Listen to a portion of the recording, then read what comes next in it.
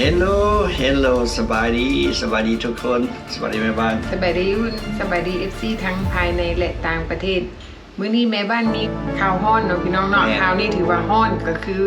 ไฟไหม้บ้าน FC ของเฮาเราซื้อว่าทองขัน MK หลายๆคนที่อยู่สหรัฐอเมริกาหรือว่าชาวเรียวหรือว่าคนลินเรียวอยู่อเมริกาเนาะอาจจะฮู้จักเราเนาะเพราะว่าเราเป็นคนดังคนหนึ่งเนาะคนดังผู้หนึ่งที่ว่าคลิปเราก็เป็นกระแสไวรัลช่วงหนึ่งเนาะช่วงหนึ่ง 2-3 เดือนที่ผ่านมาแต่ว่าให้ไปก็ต้องฮู้ว่า MK เนาะพี่น้องเนาะแม่นส่วนหลายคนเอิ้นเราว่า MK แต่ว่าชื่อเต็มของน้องเพิ่นชื่อว่าทองขัน MK แม่นเนาะแต่มื้อนี้เขาได้ไปเห็นข่าวของเพิ่นเกี่ยวกับว่าไฟไหม้บ้านเพิ่นเนาะเหตุเกิดอยู่ที่รัฐยูทาห์ไฟไหม้บ้านของเพิ่นเป็นวันที่11 เดือน 2 ปี 2026ก็คือตกอยู่มื้อวันพุธเมื่อวานนี้เนาะเมื่อวานนี้มื้อวันพุธตอนเช้าแม่นเอายังบ่ทันเลยเอายังบ่ได้เลยแล้วเราก็ยังโชคดีว่าทุกคนสมาชิกในครอบครัวปลอดภัยแต่ว่าเราก็ได้สูญเสียสัตว์เลี้ยงของเราเนาะเสียแมวตัวนึงเอาออกบ่ทันโอ้ยก็อีตนเด้แม่นจังได้ไปสร้างเนาะเรื่องสิ่งของในเรือนศาลของเราก็ไหม้เบิดแต่ว่าก็โชคดีที่บ่มีภัยยังออกมาได้นะบ่มีภัยบาดเจ็บถือว่าเจ้าหน้าที่ก็พยายามมาซอยแต่ว่าเพลิงมันไวเนาะอาจจะเป็นอันนี้เป็นคาดเดาอาจจะเป็นบางทีบางเฮือนที่ก็ต้องใช้แก๊สเรียกว่าไฟสายหรือว่าไฟฟ้าลัดวงจรเนาะก็โชคดีที่บ่มีภัยเป็นหยังเนาะพี่น้องแสดงความเสียใจนำน้อง MK เนาะแม่นเสียใจนำเด้อแต่อย่างใดก็ต้องสู้เนาะสู้แต่ว่าดีอย่างนึงบ้านอยู่อเมริกาบางคนเขาเจ้าก็ซื้อประกันภัยไว้สำหรับการสำหรับเหตุฉุกเฉินแบบนี้ล่ะเหตุไฟไหม้บางบ่อนก็น้ำท่วมแม่นบัดนี้เรามีประกันภัยซื้อประกันภัยไว้ก็ถือว่าประกันภัยเขาเจ้าก็ต้องมากวดสอบมาเบิ่ง investigate หรือว่ามาสืบสวนมาเบิ่งว่าสาเหตุของไฟไหม้นั้นมันเกิดขึ้นย้อนสาเหตุหยังแต่ว่าปัจจุบันนี้ทางประกันภัยเขาเจ้าก็เซาบ้านให้อยู่3ห้องนอนแม่นสำสาอยู่อาทิตย์นึงเนาะแม่นจนกว่าก็เจ้าสิสอบหาที่อยู่มองใหม่เป็นเรือนธรรมดาแม่นตอนนี้ก็อยู่ชั่วคราวสำสาซะก่อนและอีกอย่างนึงบางคนอาจคือพี่น้องอยู่เมืองลาวเห็นคลิปนี้ก็จะรู้สึกว่าโอ้คือมาดีแท้ซื้อประกันภัยมีประกันภัยอยู่ต่างประเทศนี่เขาจ่ายให้แม่นถ้าหากว่าเขาจ่ายประกันภัยที่ว่ามันควบคุมหรือว่ามัน cover เรื่องอัคคีภัยเรื่องภัยน้ำท่วมอันนี้ถ้าหากว่าเกิดเหตุให้เขาเจ้าก็จ่ายให้แม้กระทั่งจ่ายนับตั้งแต่เครื่องนุ่งของถือเนาะจนฮอดที่พักผ้าอาศัยแม่นเขาเจ้าจ่ายให้เบิดจ่ายให้ก่อนแล้วก็ซอกเฮือนให้อยู่เนาะอันนี้เขาเจ้าเอาให้ซะก่อนโดยที่บ่แม่นว่าสิไปสืบสวนก่อนว่าอันใดผิดอันใดถูกแล้วจึงสิมาสดใสบ่อยู่ต่างประเทศนี่แม่นเขาเจ้าบริการให้บ่มีบอนอยู่ก็ซอกบอนอยู่ให้ถ้าหากว่าเครื่องนุ่งของถือมีการเสียหายเนาะเขาเจ้าก็จ่ายให้ซะก่อนไปซื้อก่อนคันบ่มีแท้ๆก็จะก็ไปเช่าโฮเทลนอนสำสาก่อนก็ได้แม่นค่าอยู่ค่ากินก็จะกระจายให้เบิดแม่นเนาะอันนี้แม่นเว้าเรื่องหลักประกันภัยของอยู่อเมริกามันอาจจะแตกต่าง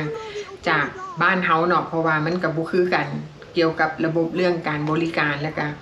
เรื่องค่าใช้จ่ายเนาะว่าเขาจ่ายไปแต่ละเดือนบางบอนเขาเจ้าก็เอาแบบเบสิกแบบว่าแบบพื้นฐานบางบอนบางคนก็เลือกเอาแบบแพงอันนี้มันมีหลายแบบให้เฮาเลือกเนาะเกี่ยวกับประกันภัยอันนี้มันสิลงลึกไปก่อนหันอันนี้เป็นสุดแล้วแต่ละครอบครัวว่าจะซื้อประกันภัยแบบใดอันนี้เฮาก็มาเว้าคร่าวๆให้ฟังว่ามันเป็นแบบใดแต่ว่าเฮาก็อยากให้น้อง MK สู้ๆเนาะอย่างน้อยเนาะเฮาก็มีชีวิตอยู่สู้ไปเรื่อยๆอย่างน้อยทุกคนในครอบครัวปลอดภัยบ่มีไผได้รับบาดเจ็บเนาะก็ถือว่าสิ่งสำคัญเนาะแม่นถือว่าเป็นสิ่งที่โชคดีที่สุดและอีกอย่างนึงเนาะ เงินคำเป็นของนอกกายเฮาก็มาหาเอาใหม่ได้ บ่ต้องเป็นห่วงพี่น้องเงินคำก็เจ้าอยู่คนอยู่อเมริกาก็จะบ่ได้ไว้เอาไว้บ้าน แม่นบ่ได้ถือเงินสดเนาะคันสมมุติว่าบัตรเอาออกบ่ทันไฟไหม้อันนี้เฮาไปธนาคารเขาเจ้าก็เฮ็ดบัตรใหม่ให้เฮาได้ถือว่ามีความปลอดภัย อาจจะมีสิ่งของเป็นเพชรเป็นคำเป็นจิวเวลรี่ของจิวเวลรี่คันเฮา เครื่องประดับ ประดับ แม่นของมีค่าประเภทเครื่องประดับถ้าหากว่าเอาบ่ทันก็ถือว่าแม่นส่วนสิ สูญเสียหาย ก็บ่เสียหายเฮาก็ไล่อันน่ะไล่เคลมอินชัวเรนซ์ แม่นเนาะ บางคนก็เจ้าก็มีอันเซฟตี้บ็อกกันไฟเนาะ แม่น เฮาก็มีอันกันมีบ็อกแม่นเขาจะห้องว่าหยัง safety box เซฟตี้บ็อกไฟไหม้เกิดใน เขาเจ้าห้องว่าอีหยังก็ ตู้กันเพลิงบ่ บ่safety fire protect อย่างหลัก แม่น ภาษาอังกฤษก็ได้คันเฮามีบล็อกตัวนั้นไฟไหม้ก็เฮาก็จะมีเครื่องที่มีสิ่งอันนั้นคุณค่าเป็นคำเป็นเพชรอยู่ในบล็อกหันก็บ่ไหม้ แม่นมันเป็นตู้เซฟเนาะตู้เซฟที่ว่ากันไฟไหม้เดี๋ยวนี้ตู้เซฟอยู่ตามตลาดอยู่ตามวอลมาร์ทจังซี่เขาเจ้าก็มีขายเนาะเฮาบ่ต้องเอากล่องใหญ่เอากล่องพอดีพองามใส่เอกสารบ่จังซี่เพื่อหยังเพื่อกันไฟไหม้เนาะ แม่น ทุกบ้านนี่ต้องมีเด้ออันนี้แนะนำว่าให้ต้องมี เพราะว่าไฟเกิดขึ้นนี่มันลุกขึ้นไวแท้ๆเลย แม่ แบบ เอาบ่ทัน เอาบ่ทันคันเจ้าออกบ่ทันนี่ควนไฟนะเฮ็ดให้เจ้าแบบสลบไปเลยนะ แม่นแล้วเพราะว่าบ้านอยู่อเมริกาเนาะ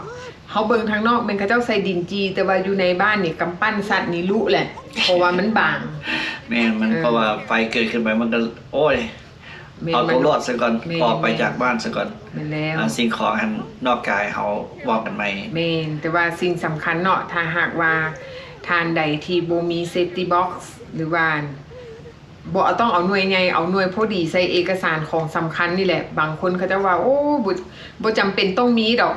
อันนี้มันจำเป็นเพราะว่าเวลาเฮาใส่ไว้พาสปอร์ตบ่ใบซิติเซนเฮาบ่หรือว่าใส่เครื่องประดับเฮาถึงแม้นว่าเฮาสิบ่ร่ำรวยบ่ถึงขั้นว่าต้องเป็นเศรษฐีเฮาก็จำเป็นต้องมีบางเทื่อเฮาออกบ้านไปเฮาบ่ได้กันโจรดอกโจรมันมามันอยากได้ให้มันหอบไปเบิดหน่วยโลดแต่ว่าสิ่งสำคัญเอกสารถ้าหากว่าไฟไหม้อันนี้มันไปเฮ็ดยากมันลำบากคือสมมุติว่าใบซิติเซนเฮาอยู่ในบ้านถูกไฟไหม้จังซี่มันก็ลำบากสิจะไปเฮ็ดใหม่ข้อมูลเอกสารสำคัญอยู่ในเฮือนอันนี้มันถือว่าเป็นของสำคัญเนาะ ก็ยังมีออปชั่นอีกอันหนึงที่ไป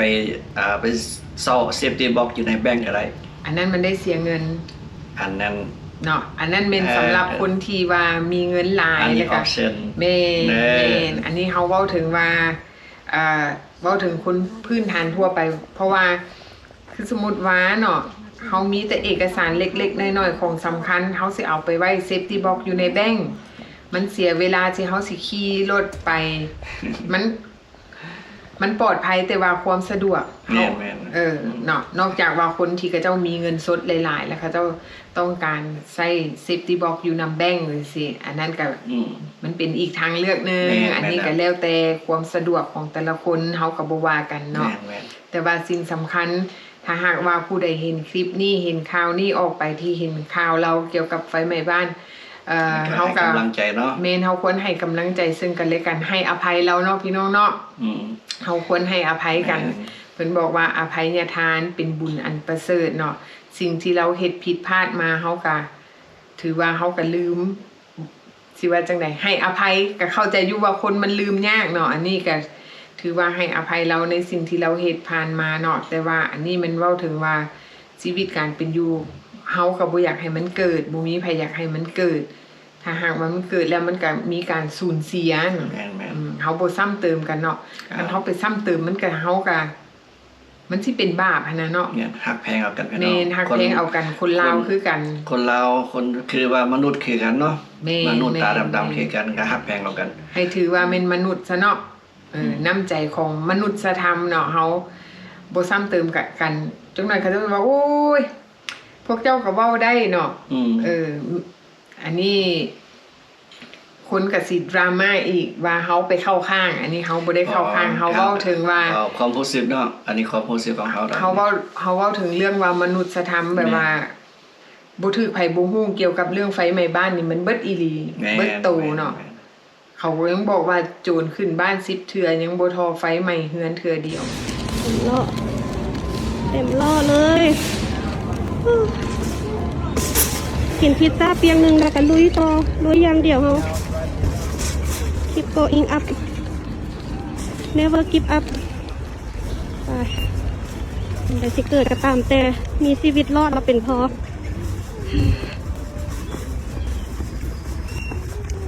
เอาเงินข่าวสารกันเป็นทาวน์โฮม3 ห้องนอน 3 ห้องน้ำไปคนไปลูก เอาขึ้นไปลูก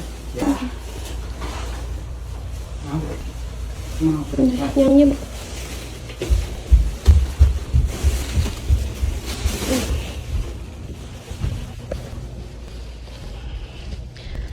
ก่อนประมาณ1 อาทิตย์เขาสิหาเป็นซิงโก้โฮมให้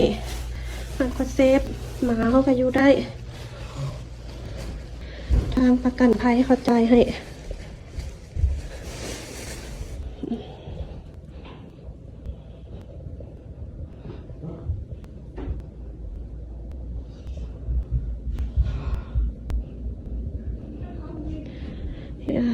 น้ำในรถได้ขนออกมาลูกเด้อตรงน้ำนั่น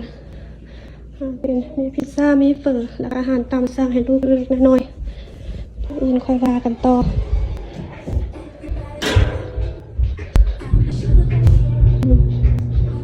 ได้อาการลาไว้ละ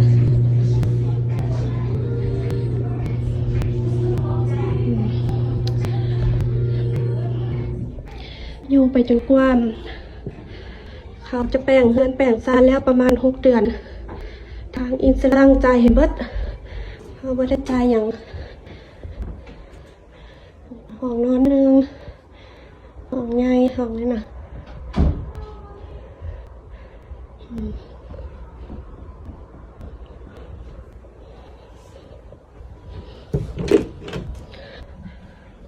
เป็นเครื่อง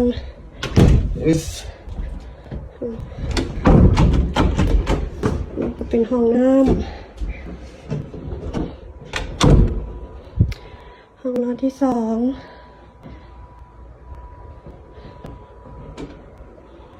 แล้วก็ห้องนอนที่ 3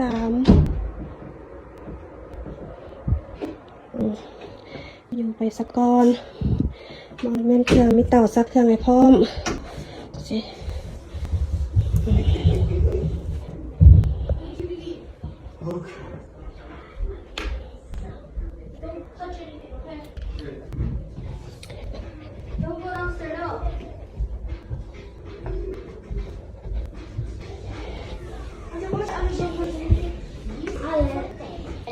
เดี๋ยวกินลูกเดี๋ยวกินนะ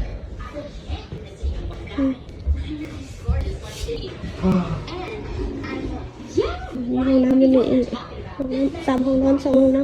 ำเป็นครัวหมาเนเบอร์เพิ่นเบิ่งให้มันก็จะได้ซิงโก้โฮมกระจอบเอาทุกมือเอา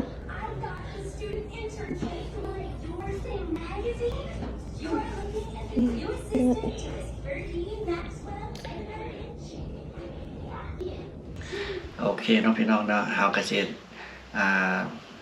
จบคลิปไว้เพียงนี้ก็ให้กำลังใจน้อง MK เนาะ ทอง MK คำ สู้ๆเด้อ สู้ๆเนาะ น้องท้องขัน ทองคัน MK แมน อ่า สู้ สู้ สู้ ๆ สู้ไปน้ำกันเนาะเป็นกำลังใจให้เด้อโอเคบิงบอลให้พี่น้องที่เบิ่งคลิปแล้วก็ให้กำลังใจเราได้เนาะพี่น้องเนาะโอเคบ่ซ้ำเติมกันก็ถือว่าแม่นให้กำลังใจกันละ อืม โอเคเนาะพอกันใหม่คลิปหน้าบ๊ายบาย บ๊ายบาย